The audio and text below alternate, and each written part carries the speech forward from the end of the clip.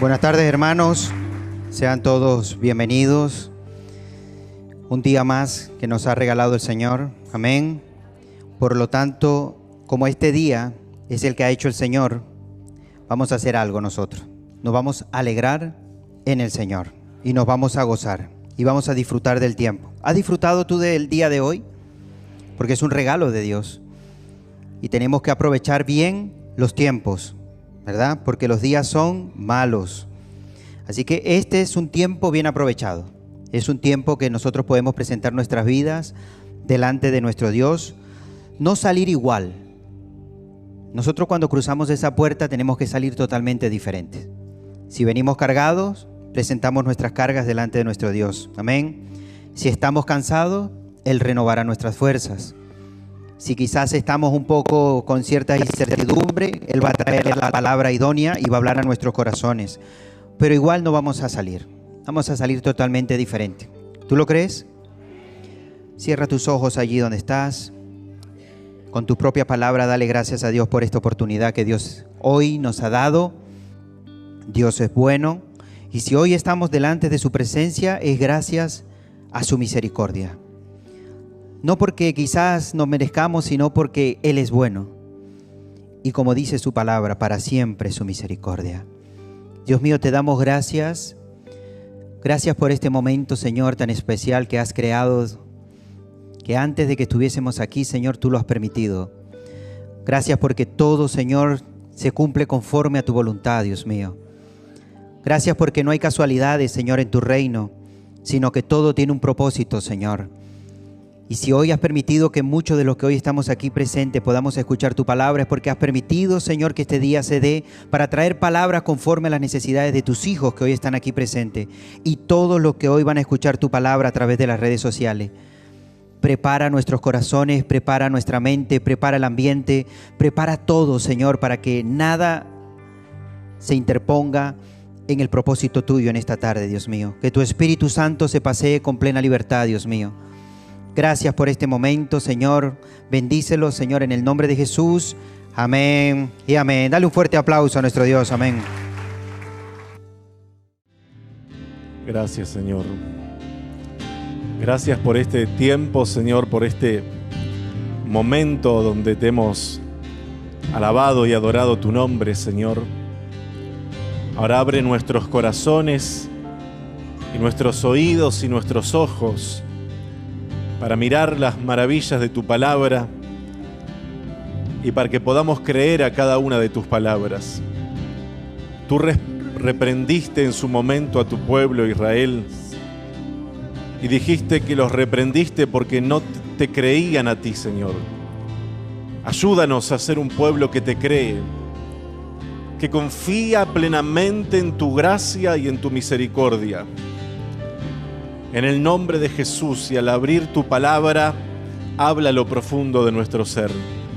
En el nombre de Jesús. Es un privilegio que el Señor nos da, ¿no? De compartir la palabra, pero también tenemos una gran responsabilidad. Es un privilegio, pero también es una gran responsabilidad. Muy bien, vamos a ir a la palabra de Dios, hermanos. Al libro del profeta Ezequiel.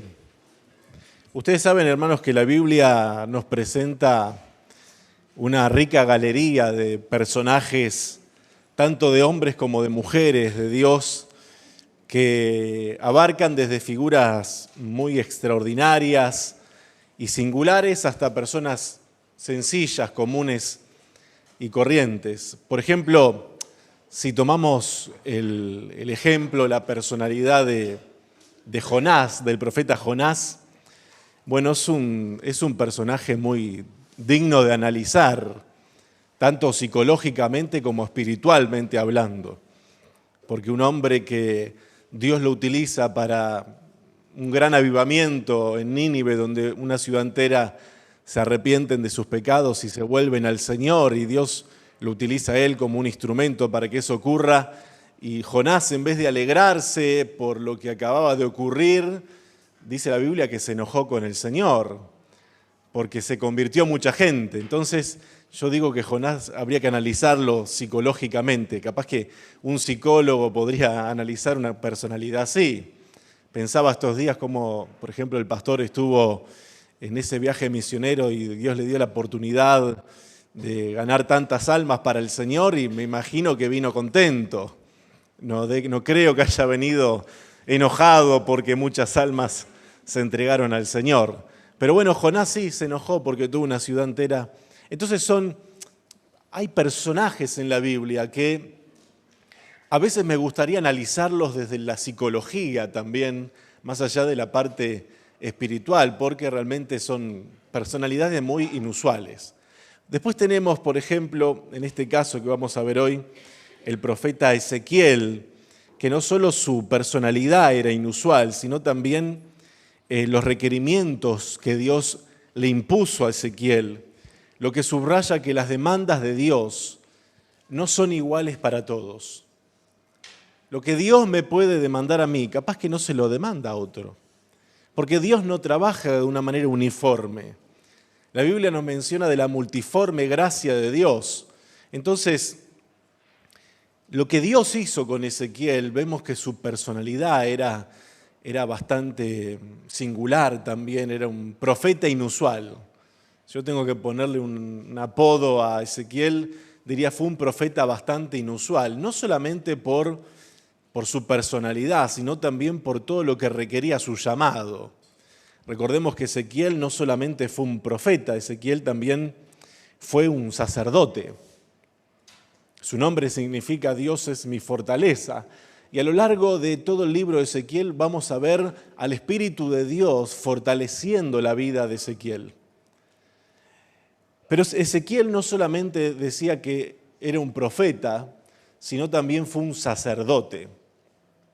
Y el sacerdote, hermanos, le hablaba a Dios de los hombres. El sacerdote, lo que tenía que hacer, el sacerdote llamado sacerdotal, era ponerse en la brecha entre Dios y los hombres, mientras que el profeta hablaba de parte de Dios a las personas. Entonces Ezequiel tuvo en su interior ese llamamiento, tanto de ir y hablarle a Dios de los hombres, pero también escuchar la voz de Dios para tener una palabra profética y una voz de parte de Dios. Entonces es singular ese llamado.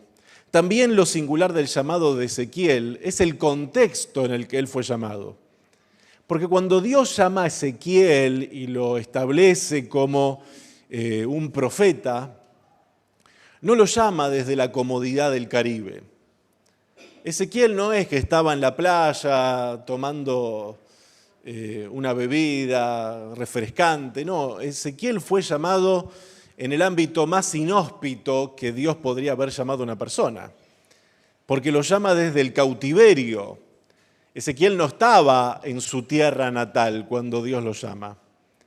Dios lo llama estando en el exilio, en un momento difícil de su vida personal, porque estaba lejos de todos sus afectos y no es que estaba por voluntad propia, se lo llevaron exiliado, se lo llevaron en cautiverio. Y él estaba ahí junto en el río Quebar, dice, cuando Dios hace el llamado sobre Ezequiel. Y eso nos demuestra, hermanos, también que más allá de la realidad que nosotros podamos estar viviendo, Dios pasa por alto todo eso y cuando Dios llama a una persona, la llama y punto. Y es indiferente a cómo está su posición. Ezequiel estaba en una posición de cautivo, sin embargo Dios lo llama. Y por ejemplo en el capítulo 1, versículo 1, dice, aconteció en el año 30, en el mes cuarto, a los 5 días del mes, que estando yo en medio de los cautivos junto al río Quebar, los cielos se abrieron y vi visiones de Dios. ¿Dónde estaba él? En medio de los cautivos. Porque él era un cautivo también. Porque él era un exiliado también. Pero en medio de esa gran problemática que él estaba viviendo, los cielos se le fueron abiertos. Y hermanos, esto nos enseña que más allá de lo que podamos estar pasando, Dios puede abrir los cielos a nuestro favor y podemos ver visiones de Dios. Eso fue lo que le pasó a Ezequiel. En el versículo 3 dice: vino palabra de Jehová al sacerdote Ezequiel, hijo de Buzi, en la tierra de los caldeos, junto al río Quebar. Vino allí sobre él la mano de Jehová. ¡Qué experiencia espiritual! No solo tuvo una visión de Dios, donde vio la gloria de Dios, sino que también la mano de Dios reposó sobre él. Y en el versículo 23, en la última parte, en el versículo 28, la última parte dice: esta fue la visión de la semejanza de la gloria de Jehová, y cuando yo la vi me postré sobre mi rostro y oí la voz de uno que hablaba. Entonces él tiene un llamamiento con expresiones sensoriales, porque por un lado está viendo una visión de Dios, por el otro lado siente porque la mano de Dios lo toca, y por el otro lado lo escucha. Es un llamado con audición también, o sea, puede ver, puede sentir y puede escuchar. Así fue el triple llamado de Ezequiel, porque Dios le hace ver la visión en el versículo 1, en el versículo 3 Dios lo toca, la mano de Dios vino sobre él, y en el versículo 28 él puede oír la voz del que estaba hablando. Entonces, es un llamamiento muy inusual, el de este profeta, el de este sacerdote, el de este hombre de Dios. Y realmente es de admirar, entre otras cosas, la comunión espiritual que tiene Ezequiel con el Señor. Ezequiel no era una persona inmadura en la fe. Ezequiel era una persona que tenía comunión espiritual con el Señor. Por ejemplo, si vamos a Ezequiel capítulo 3, versículo 22. Ezequiel 3:22 dice: vino allí la mano de Jehová sobre mí y me dijo: levántate y sal al campo y allí hablaré contigo. Otra vez dice: vino allí la mano de Dios sobre mí. Qué impresionante, ¿no? ¿Cómo debe haber sido eso? ¿Cómo debe haber sido que la mano de Dios venía sobre Ezequiel? Es realmente, miren, el libro de Ezequiel, yo sé que es un libro a veces hasta difícil de entender, pero es un libro que tiene tantas riquezas, que tiene tantas cosas gloriosas, pero acá dice que vino la mano de Dios sobre él y le dijo: levántate y sal al campo y allí hablaré contigo. Ahora, ¿por qué Dios no le habló a Ezequiel donde estaba? No lo sabemos. Pero por alguna razón Dios le tuvo que decir a Ezequiel: Ezequiel, acá donde estás no voy a poder hablar con vos.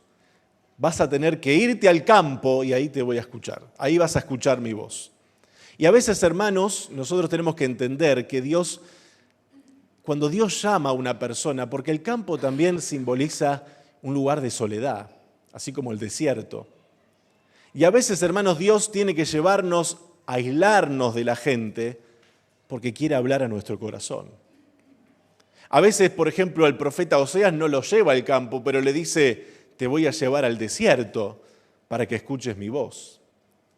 Y al profeta Ezequiel no lo lleva al desierto, pero lo lleva al campo, a un lugar donde iban a estar solos. Y a veces, hermanos, es necesario apagar los ruidos externos para poder escuchar a Dios, para poder escuchar lo que Dios quiere hablar a nuestro corazón. Y eso fue lo que le ocurrió a Ezequiel. Evidentemente, donde él estaba en ese momento, no iba a poder escuchar atentamente la voz de Dios. Por algo Dios le dice: sal al campo. Sal al campo, sal a ese lugar donde vamos a estar solos, porque ahí vas a escuchar mi voz. Y dice el versículo 23, y me levanté y salí al campo. Otra particularidad de Ezequiel es que él era obediente, porque Dios le dice: sal al campo, y Ezequiel dice: y me levanté y salí al campo. Y aquí que allí estaba la gloria de Jehová, como la gloria que había visto junto al río Quebar, y me postré sobre mi rostro. Ezequiel vuelve a tener una visión de la gloria de Dios. Ezequiel vuelve a experimentar la gloria de Dios, y cuando él experimenta la gloria, lo primero que hace es postrarse sobre su rostro. Entonces, dice el versículo 24, entró el Espíritu en mí y me afirmó sobre mis pies y me habló y me dijo, entra y enciérrate dentro de tu casa. ¿Vieron cómo Ezequiel tenía esa comunión con Dios? Que Dios lo podía decir, anda para el campo y Ezequiel iba, ahora encérrate en tu casa y Ezequiel se encerraba. Hermanos, nosotros tenemos que aprender a ser obedientes a la voz de Dios. Porque cuando no somos obedientes a lo que Dios nos está guiando, a lo que Dios nos está mostrando, cuando no somos obedientes, vamos a poder experimentar las consecuencias de no haber escuchado la voz de Dios, de haber cerrado nuestros oídos espirituales a lo que Dios nos estaba hablando. Entonces, cuando uno mira a Ezequiel, lo ve un hombre que tiene una experiencia espiritual con Dios genuina. Y nosotros, hermanos, necesitamos tener esa experiencia espiritual con la presencia de Dios. Experimentar en nuestra vida la gloria de Dios. Estos días, hablando con un amigo de Uruguay, que estuvo en todas las reuniones donde estuvo ministrando el pastor en la iglesia Misión Vida para las Naciones, allá en Montevideo. Y este amigo, que es pastor, tiene muchos años en el pastorado, me decía que él había ido con una expectativa de lo que iban a ser las reuniones. Pero me dio el testimonio de que realmente las expectativas quedaron... lo que ocurrió superó las expectativas. Porque él me contaba de que la gloria de Dios se hizo presente en las reuniones. Y que las cadenas espirituales que hay en el Uruguay se rompieron. Y por eso muchísima gente se entregó al Señor en esos días. Porque cuando la gloria de Dios se manifiesta, todo puede ocurrir. Lo que uno tiene que estar es abierto a que la gloria de Dios se manifieste y a que el Espíritu de Dios se mueva como Él quiera moverse. Nosotros, hermanos, no podemos tener el monopolio de nuestra vida. Es el Espíritu de Dios el que tiene que tener el gobierno absoluto de nosotros. Y acá lo vemos en Ezequiel, un hombre que se dejaba usar por el Señor, un hombre que se dejaba influenciar por la presencia del Espíritu de Dios, porque como leímos recién, entonces entró, en el versículo 24, para los que nos están mirando también, entonces entró el Espíritu en mí y me afirmó sobre mis pies. Una de las cosas que hizo el Espíritu Santo en Ezequiel es darle firmeza espiritual. Porque ahí dice claramente que cuando el Espíritu Santo entró en él, le dio firmeza.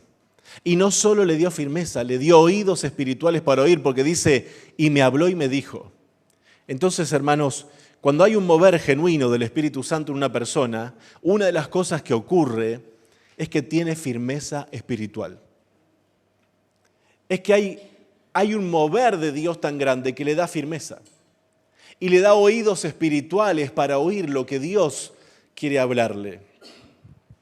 Este sacerdote y este profeta entonces fue tan fiel al Señor que incluso pudo obedecer a Dios cuando lo que Dios le decía pareciera que no tenía sentido.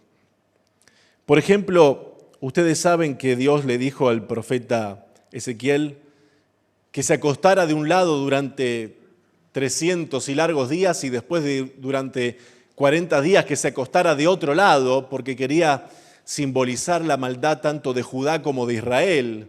Entonces, Ezequiel era tan singular su llamamiento y su manera en cómo Dios lo usaba, que no solamente Ezequiel predicaba, sino que tenía que simbolizar con su propio cuerpo la palabra de Dios. Y no lo vamos a buscar, pero en el capítulo 4, para los que están tomando nota, versículos 4 y 6, Dios le da una orden y le dice, tenés que acostarte de un lado y después de otro lado. Vemos que Dios le hacía hacer a Ezequiel cosas inusuales y esas cosas inusuales iban en aumento. Sin embargo, a pesar de que él no entendía, Ezequiel obedecía. Y a veces, hermanos, no sé si les ha pasado a ustedes, pero ¿no les ha pasado alguna vez que estar en una situación donde pareciera que lo que Dios nos está hablando no tiene sentido? ¿A cuánto les ha pasado? A ver. ¿Cuántas veces, no? A nosotros nos pasó con mi esposa, no tenía ningún sentido venir para acá. Porque nosotros no nos vinimos huyendo del hambre, ni de la pobreza, ni estábamos mal en nuestra iglesia. Bueno, lo han comprobado, que han conocido a quien fue mi pastor durante 17 años. No es que nos fuimos escapados, simplemente estábamos muy bien y muy cómodos y el Señor nos dijo, ya compraron todos los muebles nuevos para la casa, la reformaron, ahora váyanse a vivir a España. Y yo pensaba, pero tan bien me va en la iglesia, con los hermanos, con el pastorado, en la ciudad, soy un pastor muy respetado, y mi esposa le va muy bien en el trabajo también, ¿y a qué nos vamos a ir a España? Pero bueno, hermanos, a veces Dios hace cosas inusuales. Y lo importante que es, aunque no lo entendamos, porque en aquel momento yo no lo entendía, pero sabía que Dios me había hablado, que nos teníamos que venir para España.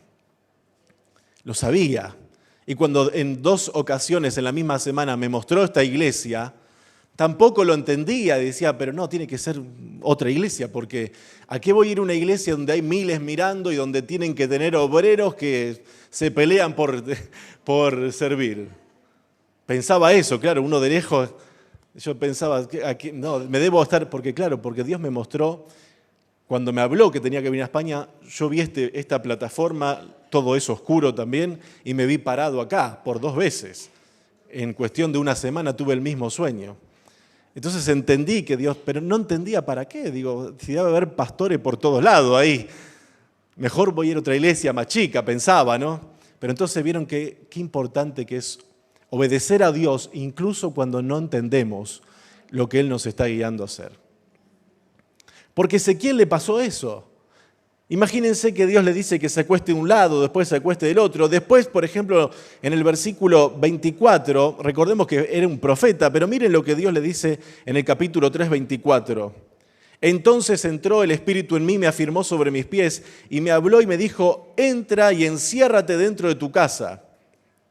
Y tú, oh hijo de hombre, he aquí que pondrán sobre ti cuerdas y con ellas te ligarán y no saldrás entre ellos. Y haré que se pegue tu lengua a tu paladar y estarás mudo, y no serás a ello varón que reprende, porque son casa rebelde. Acá otra cosa inusual, si es un profeta, ¿el profeta qué es lo que usa? O el predicador ¿qué es lo que usa para hablar el mensaje? La voz. Pero Dios le está diciendo, yo ya sé que sos un profeta y un sacerdote, pero te voy a decir algo, encerrate en tu casa y no hables. Y Dios lo dejó mudo. ¿No es algo inusual?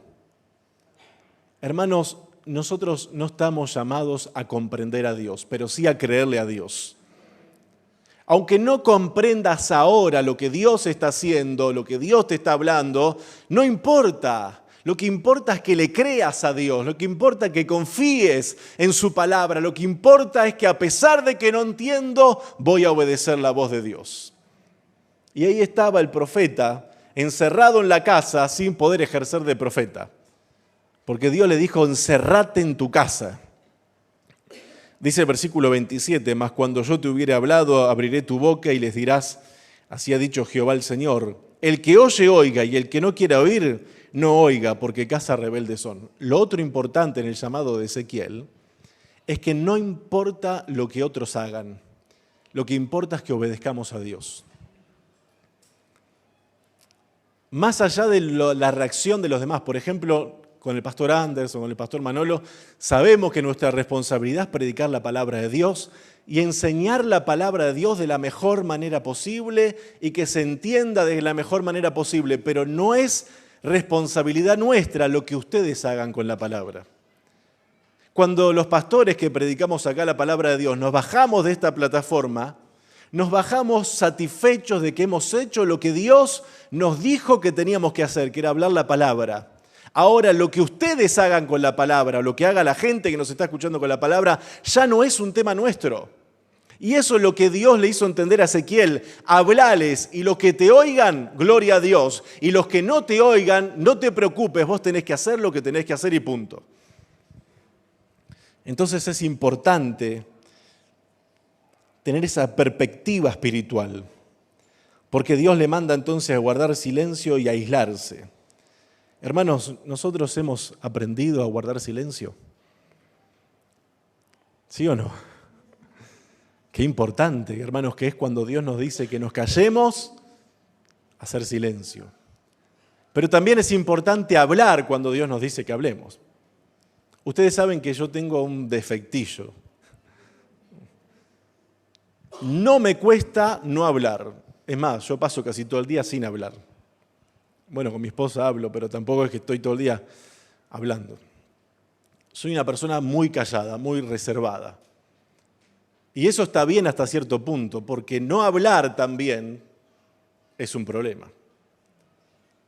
Hablar de más es un problemón, pero no hablar cuando hay que hablar también. Entonces que Dios nos dé la sabiduría para callar cuando haya que callarse y para hablar cuando haya que hablar.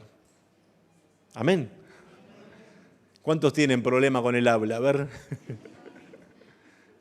La Biblia dice que el que no sabe refrenar su boca va a acarrear muchos problemas. Entonces hay que aprender a tener un equilibrio. A hablar cuando hay que hablar y a callarse cuando hay que callarse. Y eso fue lo que Dios le estaba enseñando en este llamado al profeta. Lo otro inusual que Dios le pide a Ezequiel, y esto me pareció no solo inusual, sino también un poco contaminante, porque Dios le dice que a partir de ahora tenía que cocinarse. ¿Y ustedes saben qué es lo que le dice? ¿Con qué iba a prender el fuego? ¿Cuántos saben? No le dijo, vas a prender el fuego con leña, con algún eucalipto. Le dijo, vas a prender el fuego con excremento humano. ¡Qué bárbaro! Es un llamado inusual, ¿no? Imagínense la imagen de Ezequiel buscando lo que Dios le dijo que tenía que buscar para prender el fuego y lo peor que tenía que cocinar con eso. ¿Qué sabor iba a tener esa comida? ¿No es algo inusual? Pero la comunión con Ezequiel, de Ezequiel con el Señor, era tal que Ezequiel también podía hablar con el Señor y razonar. Vamos al capítulo 4, versículo 12 al 17. Capítulo 4, versículo 12 al 17. Y comerás pan de cebada cocido debajo de la ceniza, y lo cocerás a vista de ellos al fuego de excremento humano. Algo raro, ¿no? Que Dios, rarísimo, pero bueno. Y dijo Jehová, así comerán los hijos de Israel su pan inmundo. Porque claro, lo que yo les decía, cuando Ezequiel les predicaba, no solamente tenía que predicar verbalmente, sino que con todo su ser, toda su vida tenía que ser un mensaje. Ezequiel no solamente hablaba la palabra, sino que él encarnaba la palabra de lo que estaba hablando. Y nosotros, hermanos, Dios espera de cada uno de nosotros que no solamente sepamos hablar la palabra, sino que vivamos la palabra que estamos hablando. Que realmente nuestra vida sea un testimonio de que lo que estamos hablando realmente lo vivimos. Creo que el fracaso más grande que tiene cualquier predicador es predicar verdades que jamás vive. Entonces, hermanos, aprendamos de Ezequiel. Y dijo Jehová, versículo 13, así comerán los hijos de Israel su pan inmundo entre las naciones a donde los arrojaré. Y dije, Señor Jehová, he aquí que mi alma no es inmunda, ni nunca de mi juventud hasta este tiempo comí cosa mortecina, ni despedazada, ni nunca en mi boca entró carne inmunda. Y me respondió, he aquí te permito usar estiércol de bueyes en lugar de excremento humano para cocer tu pan. Entonces, es tan importante la comunión que Ezequiel tenía con Dios, que hasta Dios en una manera se pudo compadecer de él. Él le dijo, bueno, está bien, Ezequiel, te entiendo. ¿Vieron qué bueno que es cuando podemos hablar de esa manera con el Señor, no?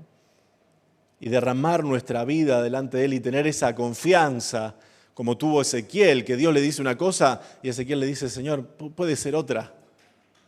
Qué importante, ¿no? No sé si logran ver lo que estoy viendo yo de esa comunión espiritual que tenían ellos dos. Y es a esa comunión que Dios quiere que lleguemos nosotros también.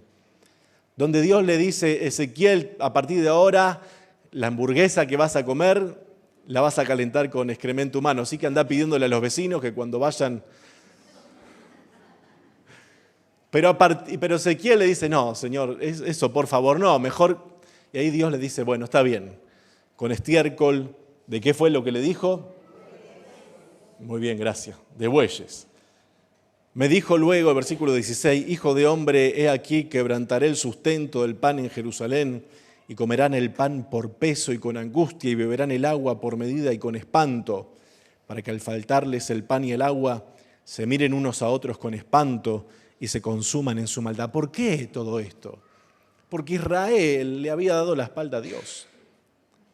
Entonces el libro de Ezequiel tiene muchos juicios para Israel y para Judá. Mucho juicio. Porque el pecado de ellos era tremendo. Por cómo le habían dado la espalda. Por cómo se habían alejado de la presencia del Señor. Entonces hay mucho juicio, pero también, junto con el juicio, vemos que Dios luego más adelante también le da palabra de restauración para Israel y para Judá, porque todo aquel que se arrepiente, Dios está dispuesto a restaurarle. Y el otro punto inusual, y con esto voy a ir terminando, en cuanto al llamamiento de Ezequiel, es que Dios le hace hacer un sacrificio personal muy fuerte. Ezequiel recibe la triste noticia de que su esposa muere.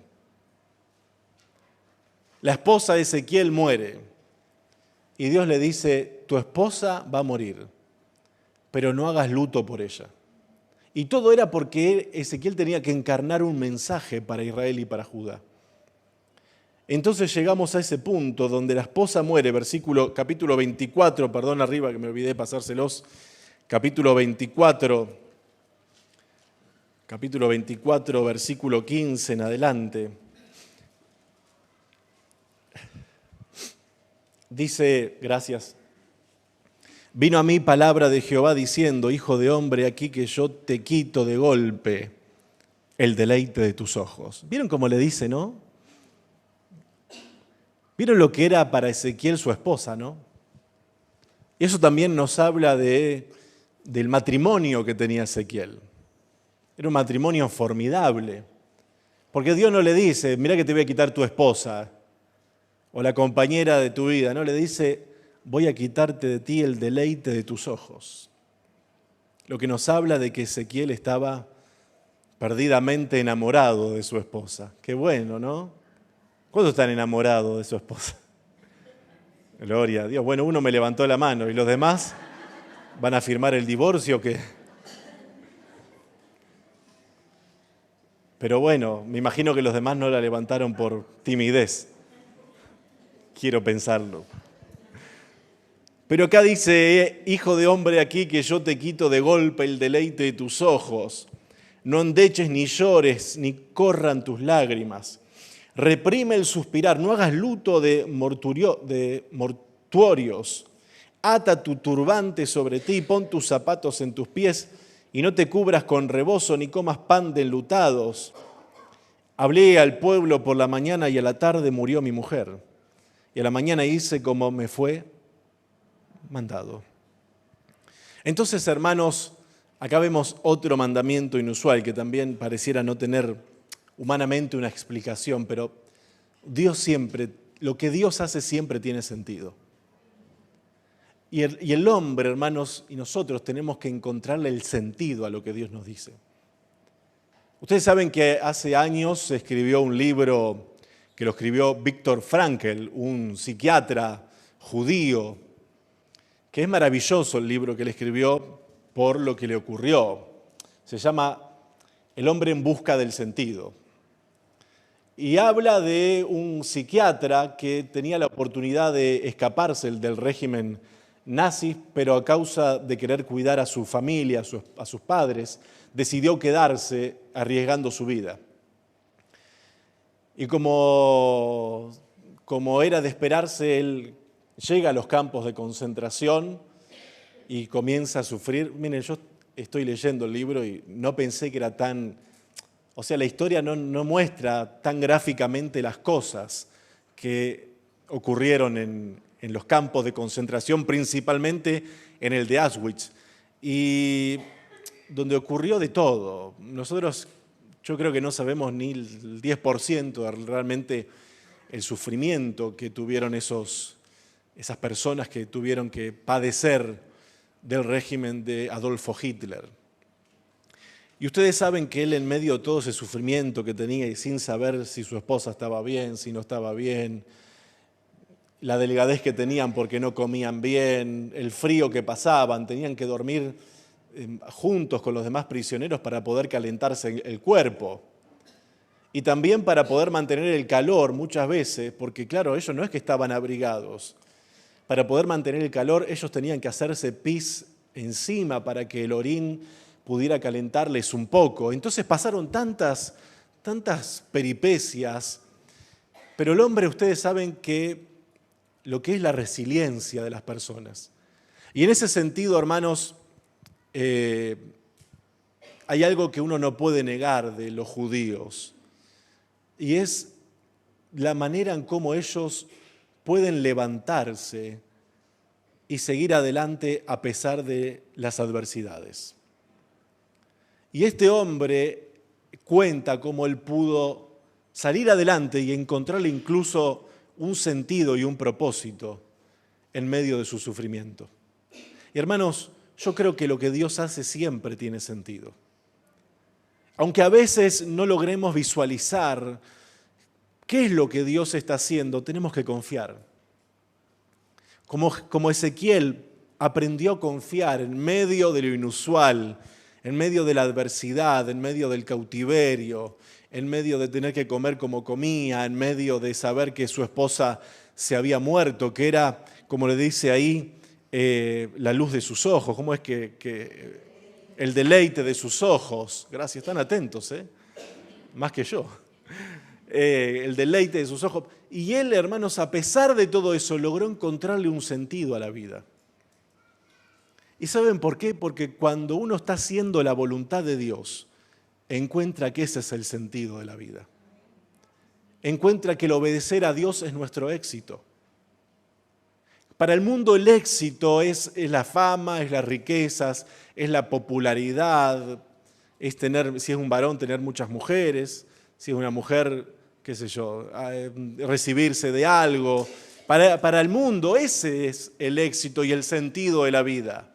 Pero para nosotros, quienes nos hemos convertido y hemos nacido de nuevo, el sentido de la vida y el éxito es hacer la voluntad de Dios. Es obedecer a Dios a pesar de que no entiendo. Es obedecer lo que Dios nos está diciendo a pesar de que no logro comprenderlo humanamente hablando. Concluyo con esto y la hermana Saray, no sé si está, ahí está, puede ir pasando. Concluyo con esto, hermanos. Aprendamos de Ezequiel, lo hemos visto a vuelo de pájaro sobre este hombre, pero aprendamos todas estas particularidades de este hombre, que era un hombre que pudo ver la gloria de Dios en medio del exilio, que era un hombre que pudo recibir el triple llamado, como les dije, vio, sintió y oyó. ¿Cómo estamos de visión espiritual? ¿Cómo estamos con nuestros sentidos espirituales? ¿Sentimos la mano de Dios fortaleciendo nuestra vida? ¿Nuestros oídos están agudizados para poder escuchar la voz de Dios? ¿Y qué hacemos cuando Él nos habla? Lo mejor que podemos hacer es obedecer. Lo mejor que podemos hacer es obedecer. ¿Saben por qué? Porque nuestra obediencia a Dios no solamente nos va a beneficiar a nosotros mismos. Cuando yo soy obediente a Dios, me beneficio a mí en primer lugar, pero luego se benefician otras personas también. Entonces, mi obediencia a Dios hace que, por ejemplo, mi familia se vea bendecida. Y si yo soy desobediente a Dios, si soy como ese pueblo de Israel que dice que era un pueblo rebelde y que no lo iban a escuchar, tal es así que los israelitas decían de Ezequiel: Ezequiel, tenés una voz tan hermosa. Eso está en el capítulo 33, para que los que tomen nota y vean que no me estoy inventando nada. En el capítulo 33, el pueblo de Israel le decía a Ezequiel: qué voz hermosa que tenés, Ezequiel. Tenés una voz como si fueras un cantante romántico. Pero ¿sabés algo? Oímos tus palabras y no las vamos a poner en práctica. Así era el pueblo de Israel.